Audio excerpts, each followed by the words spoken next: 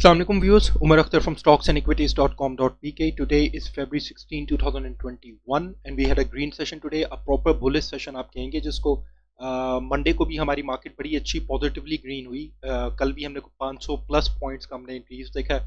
आज आपका KSE 100 index gain by 1.06%, 492.36 point and closed on 46,867.95। आपका ओवरऑल ट्रेडेड वॉल्यूम था 224.78 मिलियन शेयर्स का काम हुआ। हम ये जो छोटे मोटे अपने टेक्निकल इंडिकेटर्स देखते हैं, इन्हीं को देखते हुए हम देखेंगे कि आज हमारी मार्केट आगे किस डायरेक्शन में। इफ यू रिमेंबर, अगर आप याद रखें, जो हमारी लास्ट वीडियो तुमने आपको क्लियरली बताया था कि जो एज पर RSI हमारी मार्केट ना सिर्फ ओवरबॉट जोन से निकल चुकी थी, बड़े अच्छे लेवल पे आ गई थी। स्टॉक हैस्टिक और जो बाकी जो एक और कमोडिटी चैनल इंडेक्स है, उनकी नज़र में तो ये बिल्कुल अपने ओवरसोल्ड के पास थी। और हमने आपको यही कहा था कि मंडे को बहुत हो गया तो आप मैक्सिमम कोई फ्लैट सेशन देख लेंगे, मगर हमें आगे मार्केट ग्रीन नजर आती है इस वीक में। हमें we in a way we were right और in a way we got wrong. हम ऑन अ कंजर्वेटिव साइड हम कह रहे थे मंडे को बहुत हो गया तो शायद एक करेक्शन छोटी सी आपको मिल जाए या फ्लैट सेशन मिल जाए, मगर बहुत हमने आस्ते आस्ते कम चांसेस है, पॉसिबली रिवर्सल हमें मंडे को मिल जाएगा। And exactly what happened, overwhelmingly हमारी मार्केट परफॉर्म्ड और मंडे और ट्यूसडे आपने ये देखा। अब बात ये है कि हम आगे भी इसको देख लेते हैं कि ये किस तरफ जाएगा इंडेक्स टेक्निकली, एक आपको थोड़ा सा ताकि आइडिया हो सके। इससे पहले कि मैं स्टार्ट करूं, मैं आपको सेक्टर्स का बता दूं तो आज हमारे पास सबसे टॉप पे लेदर एंड टैनरीज है 2.77%, और उसके बाद कोई मेजर सेक्टर था जिसने आपको अच्छी परफॉर्मेंस दी है तो टेक्नोलॉजी एंड कम्युनिकेशन। ऑब्वियसली अगर आपको मेरी फ्राइडे की सेकंड वीडियो देखी हो तो अगर उसमें हमने TRG एवियंस वगैरह को हमने डिस्कस किया और बाकी जो टेक्नोलॉजी सेक्टर के तो वो भी अपने ओवरबॉट जोन से निकले हुए थे। सीमेंट फिर ने बड़ी अच्छी परफॉर्मेंस दी। वनस्पति एंड अलाइड इंडस्ट्रीज, आप कमर्शियल बैंक देख लें, इट वाज 1.40%।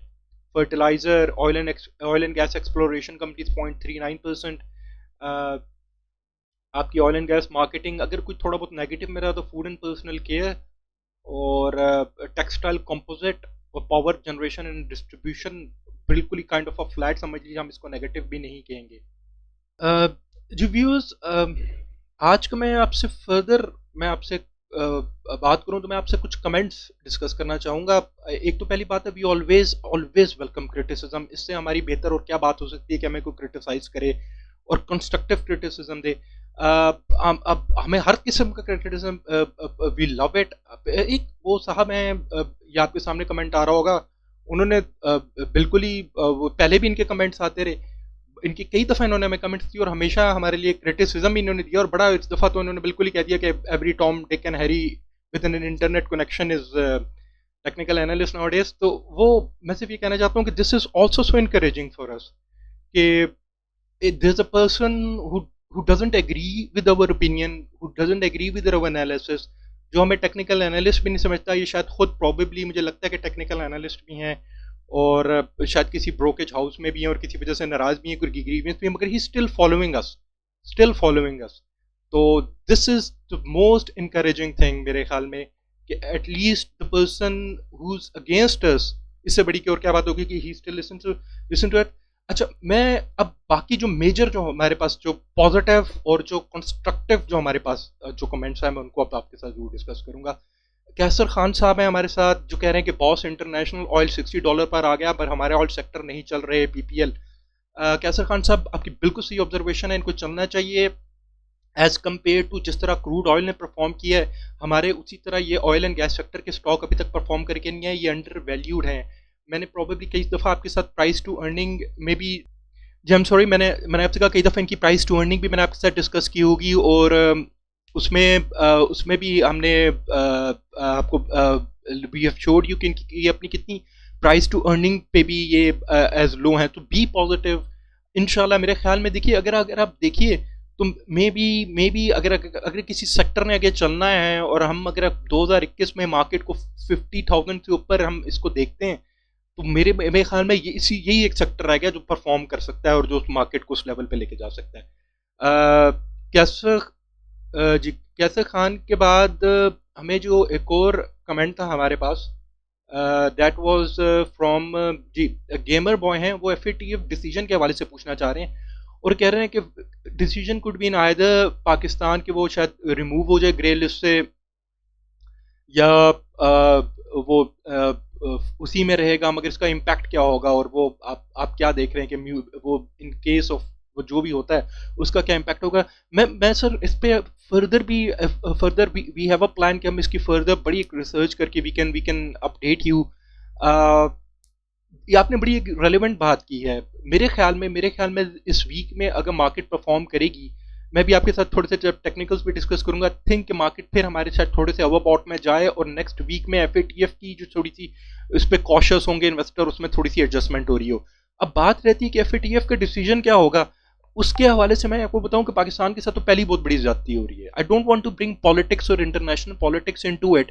मेरे ख्याल में मैं आपको बताऊं कि एफएटीएफ की history, as far as I know, I am not an expert, मुझसे बड़े बड़े शायद इकोनॉमिस्ट और एनालिस्ट बैठे हुए हैं, मगर मैं आपको बताऊं कि एफएटीएफ में पहले इस तरह होता रहा कि अगर किसी और मुल्क ने 30 पॉइंट्स पे या 25 पॉइंट्स पे कंप्लाई करना था, और वो उसके 50 to 60% पॉइंट्स पे कंप्लाई किया होता, तो उसने 12 से 13 उसको ग्रे लिस्ट से निकाल दिया जाता था, उसको फर्दर रिलैक्स किया जाता था, उसकी हेल्प आउट की जाती थी।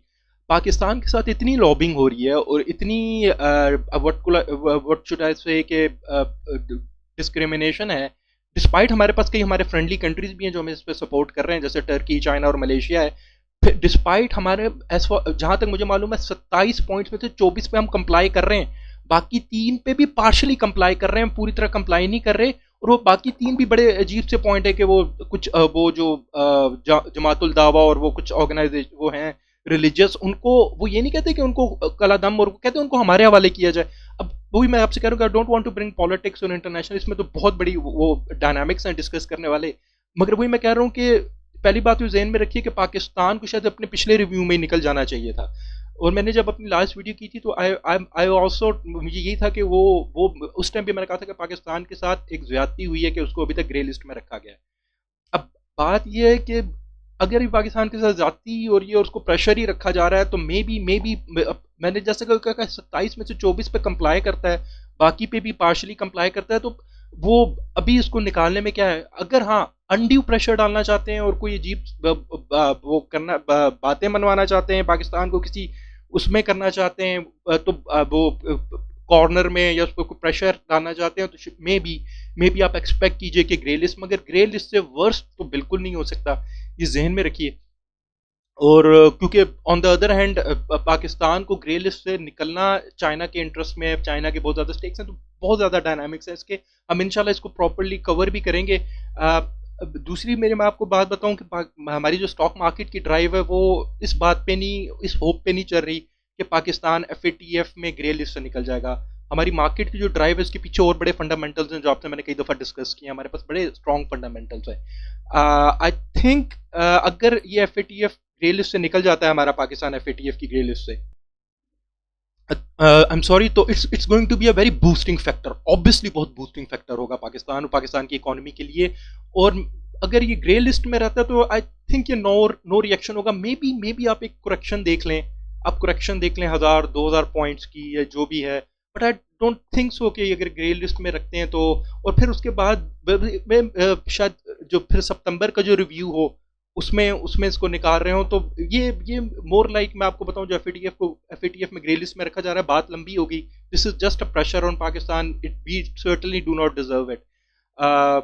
अच्छा, फिर एक और मैं आपसे बड़ा आबिद इलियास साहब हैं, वो उन्होंने बड़े अच्छे कमेंट्स किए। उन्होंने कहा sir ji why you wasting your time on Ichimoku big players, वो इचुमोको बेसिकली उन्होंने ये बात की कि वो मैनिपुलेट कर रहे होते हैं, पाकिस्तान में हर किस्म का technical analysis is failed, this tells you nothing.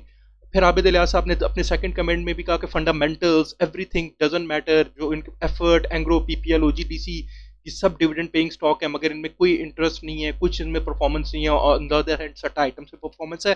Sir आपकी बिल्कुल ऑब्जर्वेशन ठीक है। मैं आपको बात बताऊं कि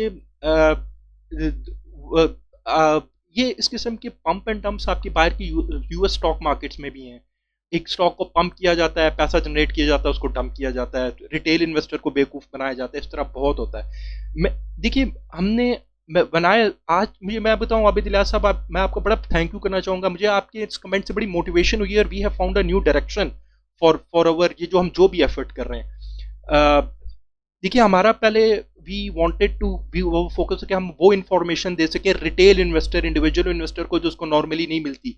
अब यकीन मानिए कि हमें वो नेगेटिव कमेंट्स छोड़े, हमें तो ईमेल्स भी आती हैं कि why we are doing what we are doing, हम इतना अवेयर क्यों करने जा रहे हैं इन्वेस्टर को, या हम इस किस्म की इन्फॉर्मेशन क्यों अवेलेबल करना चाह रहे हैं रिटेल इन्वेस्टर को, ताकि उसके पास बहुत इन्फॉर्मेशन हो सके और वो he can make better decisions, और वो इन ट्रैप्स पे ना फॉल कर सके।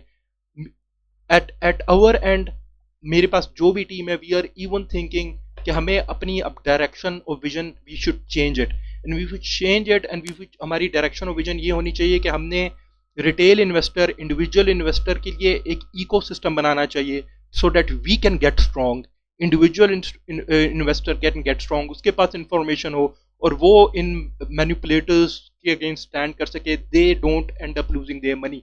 हमारा सारा जो फोकस है, हमारी जो एफर्ट्स हैं, this is for individual investors. Sorry मेरी बात लंबी होगी, आई वुड मैं अपने टेक्निकल एनालिसिस की तरफ जाऊंगा और मैं इसको एज फॉर एज मैं इसको एज शॉर्ट एज पॉसिबल रखूंगा। जी, Ichimoku is bullish, it's clearly depicting upward direction जी। आज का जो आपका रिलेटिव स्ट्रेंथ इंडेक्स है that's on the value of 62, I am sorry जी 63 आप कर लीजिए। 63 की वैल्यू पे आपका RSI है, it's again a very good level, अपने ओवरबॉट के भी अभी तक ओवरबॉट पे नहीं पहुंचा, इसके पास अपवर्ड का काफ़ी मार्जिन है। अगर मैं अब आपसे बताऊं कि आज के हमारे पास क्लोजिंग है इंडेक्स की 46,867 की जी। अब अगर आप अब देखिए ऑलमोस्ट ऑलमोस्ट 200 पॉइंट आपका मतलब समझ लिया 150 पॉइंट लेस देन 47,000। और अगर आप देखिए तो last time we were around 46,905 की क्लोजिंग थी और आपका RSI वाज एट 72 तो आपका सेम लेवल ऑफ इंडेक्स और हमारा RSI इज लेस देन। तो मुझे आई फील लाइक कि हमने अभी तक 47,000 से ऊपर की क्लोजिंग नहीं देखी, हाई जरूर देखा। आई फील लाइक कि हम 47,000 से ऊपर की क्लोजिंग भी देख रहे होंगे। आपके आपके लेवल्स जो RSI आपका ओवरबॉट में नहीं है। I feel like this week is still is going to be a good week. Probably next week में आपके जब FATF का रिव्यू भी स्टार्ट हो जाए किस 22 से, तो मे बी हम शायद थोड़ी बहुत उसमें आप एक कॉशियस अप्रोच इन्वेस्टर की देखें और आप वो देखें।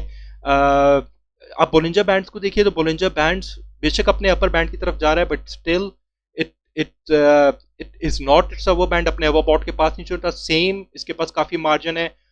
आप स्टॉक हैस्टिक को देखिए तो स्टॉक हैस्टिक कितना क्लियरली अपवर्ड ट्रेंड आपको डिपेक्ट हमें यहाँ पे कर रहा है, बड़ा शार्पली अपने ओवर सोल्ड के पास पहुंचा। लास्ट मैंने अपनी वीडियो में आपको ये बताया था कि ये और कमोडिटी चैनल इंडेक्स स्टॉक हैस्टिक बिल्कुल अपने ओवर सोल्ड के पास थे and it's clearly depicting your reversal. ये भी अपने अपने ओवर बॉट के पास नहीं पहुंचा। जिस किस्म की स्ट्रॉन्ग ड्राइव लग रही है मुझे लगता है अपने ओवर बॉट के पास जाके ही स्टॉक हैस्टिक सेटल होगा। तो may be next session is also green, next 1 और 2 सेशन इज वेरी पॉजिटिवली बड़ा ग्रीन ही होगा। MACD अपना गैप कम कर रहा है, जो वो सेलिंग प्रेशर इंडिकेट कर रहा था उसको कम करता हुआ नजर आ रहा है। Williams alligator is also bullish upward direction. Commodity channel index को भी अगर आप देखिए तो it's a bit lower than it's overbought. और ये मेरे ख्याल में यूजुअली अगर जब ऊपर जाना शुरू होता है तो अपने एक्सट्रीम ओवरबॉट पे जाता है, तो वहाँ पे भी इसके पास काफ़ी कुशन है।